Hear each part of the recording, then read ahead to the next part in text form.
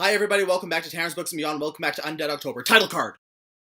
I'm gonna rage! Alright, so if you remember from last week, I was having a lot of fun reading Feed by Myra Grant, and I finished it and I liked it. It's the first book in a trilogy, the Newsflesh trilogy, and I was really looking forward to reading the second book. And the second book is Deadline. And yeah, I got about halfway through this, and I was really enjoying it. I thought it was written really well, and I thought that it had some really good reveals. In fact, it had an emotional reveal so powerful that I almost threw the book against the wall because I was so shocked by what had just happened. But that just made me even more excited to keep on reading. But unfortunately, I'm gonna have to DNF this. I am not willing to finish this at all because of a second reveal that happened later in this. I don't want to say it outright because it is fairly spoilery, so I'm just gonna give you a moment, pause, you can quit this video if you don't want to find out what it is, but trust me when I say it's a reveal so icky that it made me not even want to finish reading the series, okay? So spoilers in 3, 2, 1.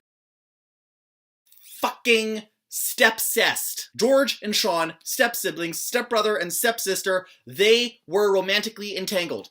Intimately, romantically entangled. And none of this is even hinted at in the first book, and all of a sudden just rears its ugly head in the second book, in one of the grossest forms you can imagine, because it's one of those tropes where Sean has sex with someone else and then he accidentally says George's name, which is just repulsive. And I thought, again, it was one of those things where I thought that it didn't go there, but it did, because it just kept on going, made it abundantly clear that the indication of that they were romantically in a relationship, that was what there was going for, that is what canonically happened, and none of the characters treat this like this is any kind of weird thing. No, they all just roll with it. They just like, that wacky Sean, you know, remember how he banged his stepsister? That's awesome. Some might argue that it doesn't count because they're step-siblings and they're not blood-related. And, you know, you can argue even further, maybe, that since they knew they were step-siblings since they were really little, that they grew up knowing that they weren't biologically attached to each other. But no, it does count because they were still raised as brother and sister. Even after the relationship is revealed to their group of friends, they still refer to each other as brother and sister.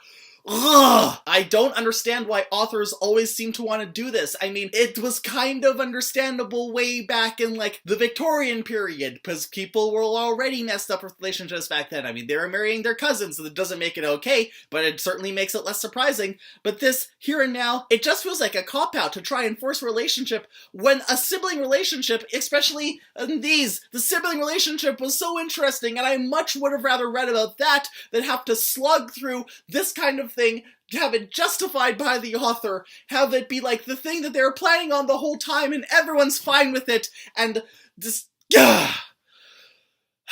I'm very tired. So I guess the question now is, what happens for the rest of October? Well, I was going to try and read Passing Strange, but I got a few pages in, realized I literally remember nothing from the first two Generation Dead books. So that's a series I'm going to have to reread in its entirety, so I'm not going to be able to finish that for the rest of October. I'm just going to have to put that aside and try it again at another time. I do still have the Eyes on Me comic that I can read, and I can read that pretty quickly, and I'm thinking that later this week, if I liked it, then I can pick up the second volume from my bookstore, from my comic book store, and I can review both of them for you on the Monday. But other than that, I think I've exhausted, actually, all of my options that I had for this month. Bro, you could totally review the season premiere of Walking Dead! You know, I could do that, or you could just eat glass. So it looks like Undead October is shambling towards the finish line. So until Halloween, I'll see you all later.